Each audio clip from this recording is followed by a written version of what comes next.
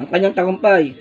Pinero'y kauna, ang mga bagay na ito ay sinasabi ko sa inyo, upang sa akin ay magkaroon kayo ng kapayapaan.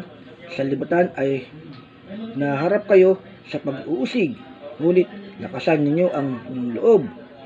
Dinaig ko na ang sanlibutan. 1 Kapitulo 16, talata 33. Narinig ko na ang kwentong nito dati at alam ko na ang wakas, ngunit tuwing kinukwento ito ng aking ama sa kanyang sermon, hindi pa rin nawala ang pagkagulat sa akin.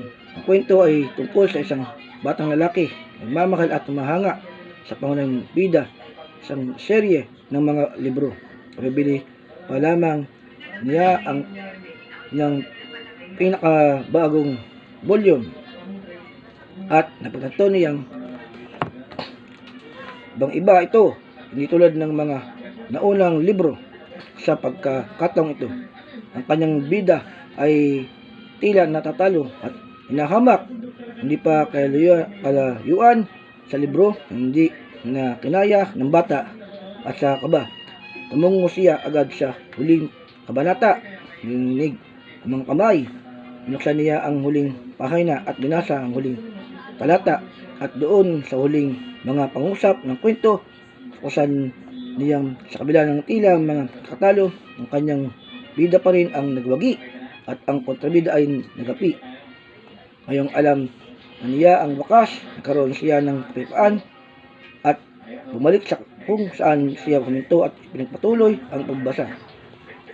Sa pagkakataong ito, dahil may bagong kaalaman na siya, tuwing tila nagwawagi ang kontrabida, sinasabi ng bata noong ng malakas, kung alam lang niya ang alam ko, kung alam ko, alam lang niya ang alam ko.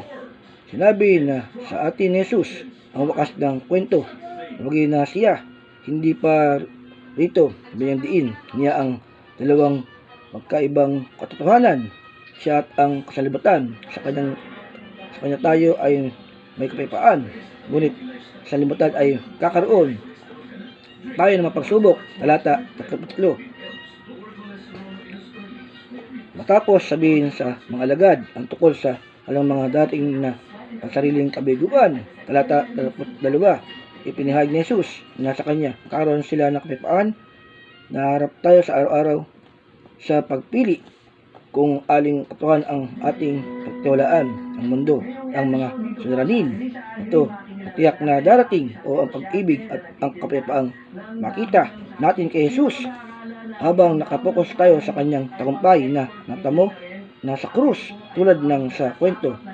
Malaki ang pinagkaiba kapag alam mo kung paano magwawakas ang kwento.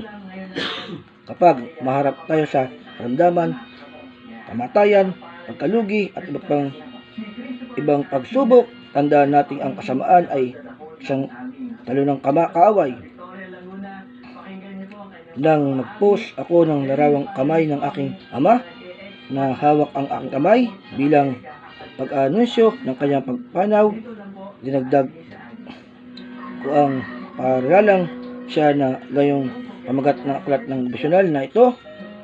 Nagwagi si Jesus ang magtagumpay ng pag-ibig ni Jesus ang siyang batayan ng ating pananampalataya.